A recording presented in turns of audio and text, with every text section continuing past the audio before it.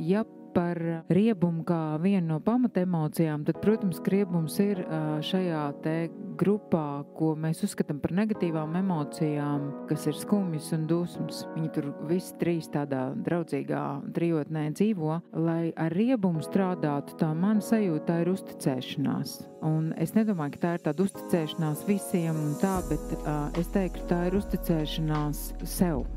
Varbūt arī savām sajūtām, un ja mēs uzticamies sev un ticam sev, tad nerodas riebums pret sevi, stipri mazāk psihiska patoloģija var veidoties, un tieši šī uzticēšanās sev, spēja sadarboties ar līdzcilvēkiem, izteikt to, ko tu jūti, godīgi, bez aizvainojuma citiem, ir tas, kas ir jāmācās visiem mums kā sabiedrībai. Un ja mēs to iemācīsimies, tad mēs spēsim saskatīt, kas ir patiess un kur informācija ir vērsta uz to, lai mūs padarītu